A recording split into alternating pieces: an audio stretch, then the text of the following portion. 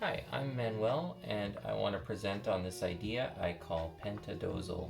Pentadozal is basically a 12-base number system set of symbols.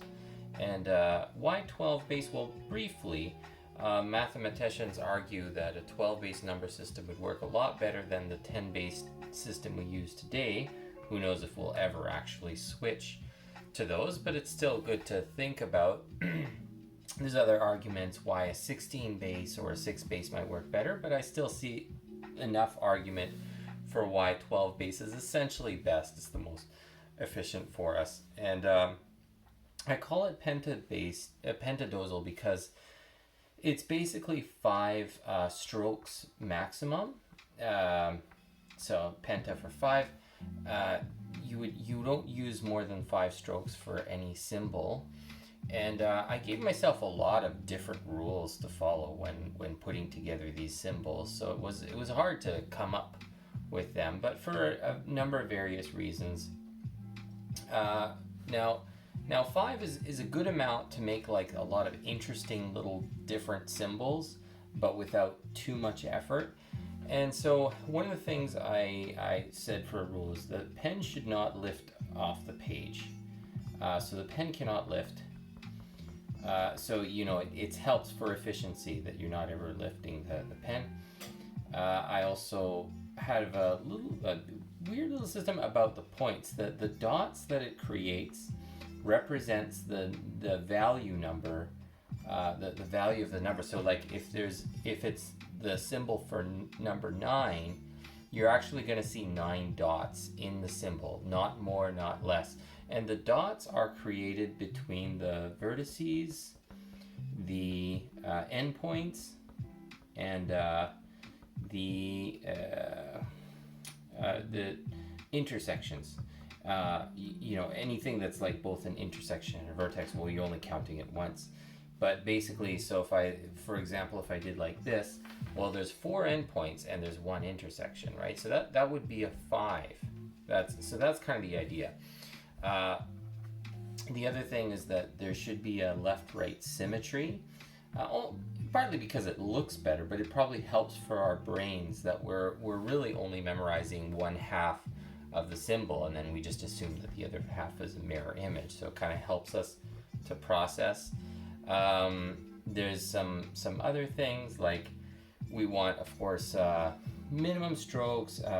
Everything begins and every symbol ends and begins with an endpoint because it is more efficient than you create more dots that way, basically. But let's get started. And the first one, 0, it can't have any points, of course. So this happens to be a lot like the 0 we use today. It's really just the only way it could work out. It could be an ovoid too, but I'm just calling it a circle. The next one is a teardrop shape, and there wasn't much option there either because it has to have 1 point and the rest of it has to be curved. So I decided everything sort of has like also arches at the top. Preferably, it just seems to look a little bit better. It's an awning. Maybe it reminds us of our architecture because most things like they'll point up. So that's sort of another rule for myself. So 1 that arches up. 2, I just do a vertical line. That's kind of like because there's 2 endpoints, right? And there's nothing else you can do with that. Alternatively, there would be a horizontal line, but I thought it looks better vertical. Now 3 is where it starts to get a little bit more complex. It's just like a top of a triangle, right? You don't need to draw the 3rd one because it doesn't add any really useful information for it. 4 is the top of a square because that's really the best way to get 4 points. And then 5, now it's getting a little bit more tricky. We go like this. So it's like switch, switch, switch. So that ends up with 5 endpoints again, of course. 6 looks a little bit like the Federation logo in Star Trek. That's a 6. And then 7, now this is getting tricky. There. Looks a bit like the AT-AT from Star Wars or the gravity machine from Superman. A couple of things, but 8, now this one I always have a little bit of difficulty with. Right, it's like the 6, but just with a full intersection. This is the one that comes closest to a pentagram, but I don't end up actually drawing any pentagram in here, only because like it happens to be a fairly efficient system for creating a lot of dots very quickly. So 9 is also a little bit more tricky. So if I do it all good in one go here, no, I already screwed it up. Okay.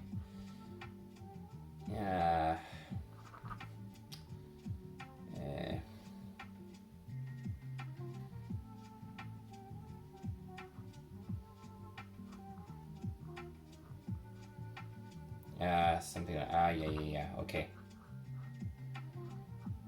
There, that's 9. So, still have to practice that one a little bit. But it's right side up, it also really looks a bit like a bunny or something. But this, it does end up forming 9 dots. 10 is even more tricky. It goes like that. And it took me a lot of time to come up with these like symmetries that would still work with all those rules. And then 10 goes, it's the one like kind of closest to a pentagram, but it actually needs one more dot than a pentagram has. So that, you know, in Dozal we would call that dec and L. The other helpful thing is that now if you were to write Dozal numbers, you're not going to get it confused with decimal. If you got used to writing in this fashion, people would recognize it as exactly just that 12 base system. So I'm going to rewrite it, just see how efficiently, like smoothly it can go after a little bit of practice. Let's give it a shot. 0, 1, 2, 3, 4, 5, 6, 7, 8, 9, oh boy, and 10. Yeah, I could have used a little practice there. And L, 11. I'll try one more time. 0, 1, 2, 3, 4, 5, 6, 7, 8, 9, 10, and 11. So they're very distinguishable from each other. You couldn't really confuse any of those symbols with another one in the number system, so that's another advantage. And I mean, I've only been working with this for a week or two, and I'm already kind of getting used to it. So you can imagine if a kid were to grow up learning this, they'd learn fairly quickly. And this is the extra bonus about having the dots represent the number system. If you got stuck, if you looked at a symbol and you thought, oh shoot, I forget which number this represents, you can just count the dots. You go 1, 2, 3, 4, 5, 6, 7. That's that represents number 7. And even when you're counting, you know, if you go like 7 plus 5, okay, you can actually just count the dots. You know, like, okay, I count 7 and then 8, 9, 10, 11, 12. So 7 plus 5 equals 12. And that's actually, you would go like that. That would be a basic operation in Pentadozal. So I hope you like it. I think it's a nifty little idea. Thank you much.